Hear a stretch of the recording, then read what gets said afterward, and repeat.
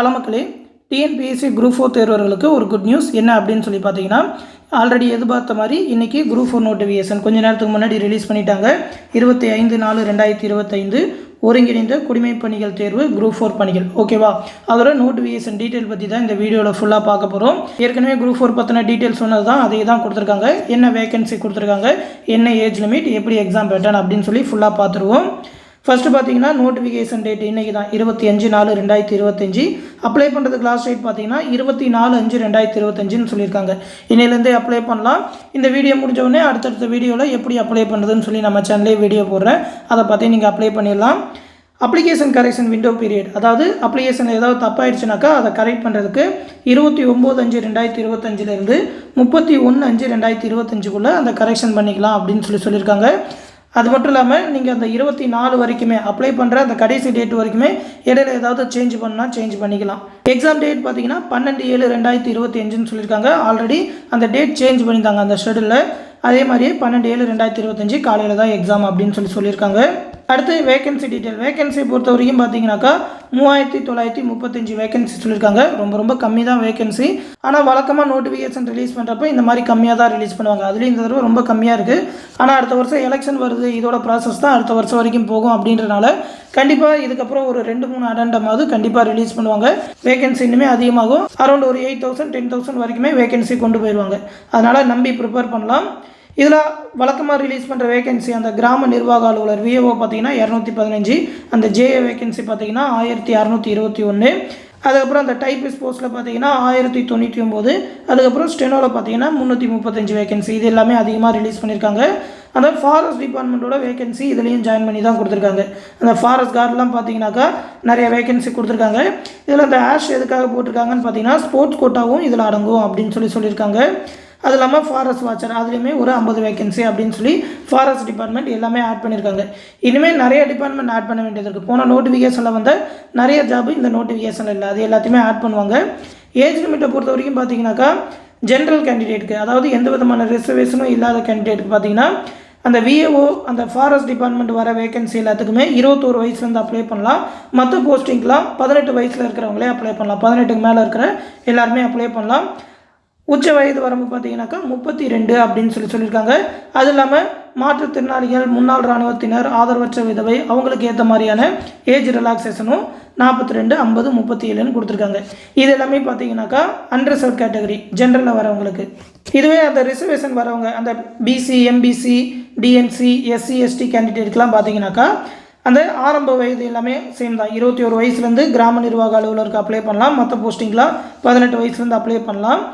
உச்ச வயது வரம்பு பார்த்தீங்கன்னாக்கா 37ன்னு சொல்லியிருக்காங்க. அந்த கிராம நிர்வாக அலுவலருக்கு 42ன்னு சொல்லியிருக்காங்க. இது இல்லாமல் அந்த மற்ற போஸ்டிங் எல்லாத்துலேயுமே பார்த்தீங்கன்னா நீங்கள் 10th மேலே படிச்சிருக்கீங்க அப்படின்னாக்கா வயது வரம்பே கிடையாது. அதையும் இதில் மென்ஷன் பண்ணியிருக்காங்க. பொது கல்வி தகுதியை விட, அதாவது 10th மேலே நீங்கள் படிச்சிருந்தீங்கன்னாக்கா உங்களுக்கு வயது வரம்பே கிடையாதுன்னு சொல்லியிருக்காங்க. ஜென்ரலை தவிர மற்ற கேட்டகரி எல்லாருக்குமே, அதாவது 60 வயசு வரைக்குமே நீங்கள் அப்ளை பண்ணலாம். வயது வரம்பே கிடையாது. கல்வி தகுதியை பொறுத்த வரைக்கும் பார்த்தீங்கன்னா மினிமம் 10th படிச்சிருந்தாலே இதில் எல்லா போஸ்டிங்குமே அப்ளை பண்ணலாம். ஒரு சில போஸ்டிங்க்கு 12th, ஒரு சில போஸ்டிங்க்கு டிகிரி கேட்டிருக்காங்க.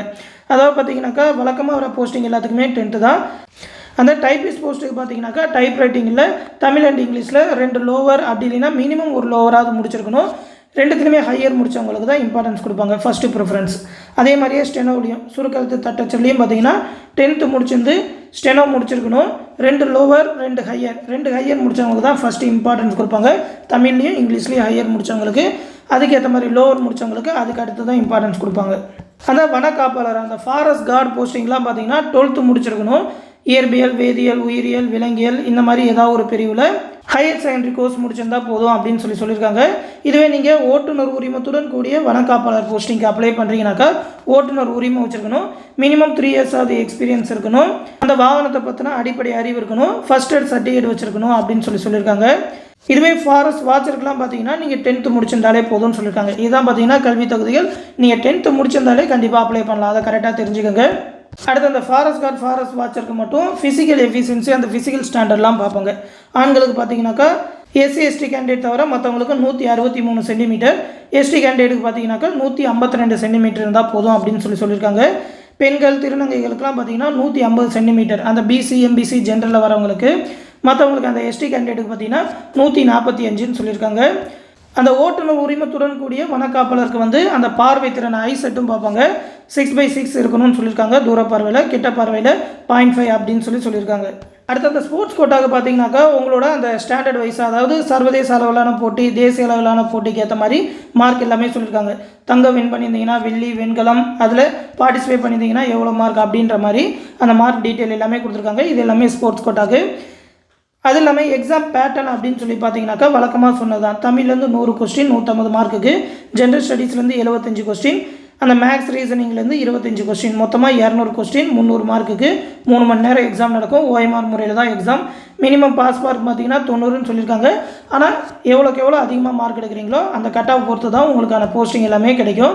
இது இல்லாமல் அந்த ஃபாரஸ்ட் கார்டு அந்த மாதிரியான போஸ்டிங் பார்த்தீங்கன்னா ஃபிசிக்கல் எஃபிஷியன்சி 25 கிலோமீட்டர் வாக் பண்ணணும், அது எல்லாமே வச்சுருப்பாங்க. மற்ற டீட்டெயில் எல்லாமே சேம் தான். எப்படி அப்ளை பண்ணணும், அதோட சர்டிஃபிகேட் டீட்டெயில், அதோட சிலபஸ் டீட்டெயில் தான் கொடுத்துருக்காங்க.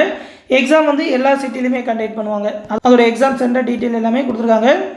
அதோட சர்டிஃபிகேட் டீட்டெயில் எல்லாமே இந்த நோட்டிஃபிகேஷனில் கொடுத்துருக்காங்க. இந்த நோட்டிஃபிகேஷன் வந்து நம்மளோட டெலகிராம் குரூப்பில் கொடுத்துருக்காங்க. தமிழ் அண்ட் இங்கிலீஷ் 2 நோட்டிஃபிகேஷனுமே கொடுத்துருப்பேன், எடுத்து பார்த்துக்கோங்க.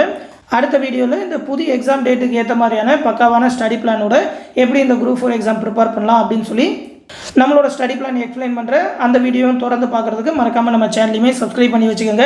நம்மளோட குரூப் 4 கிளாஸ் பேட்சில் ஜாயின் பண்ணணும்னு நினைக்கிறவங்க 8903302290 அப்படின்ற நம்மளோட அட்மின் வாட்ஸ்அப் நம்பருக்கு குரூப் 4 பேட்சில் ஜாயின் பண்ணணும்னு சொல்லி மெசேஜ் பண்ணுங்கள். அவங்க அதோட ப்ரொசீஜர் எல்லாமே சொல்லுவாங்க. டெலகிராம் குரூப் மூலிமா குரூப் 4 எக்ஸாமுக்கான கிளாஸஸ் எல்லாமே கண்டக்ட் பண்ணிகிட்ருக்கோம். அந்த பேட்சில் ஜாயின் பண்ணி விடுவாங்க. தொடர்ந்து நம்ம சேனலோட அப்டேட்ஸை தெரிஞ்சுக்க மறக்காமல் நம்ம சேனலோட இணைஞ்சிருங்க. அடுத்த வீடியோவில் சந்திப்போம். நன்றி.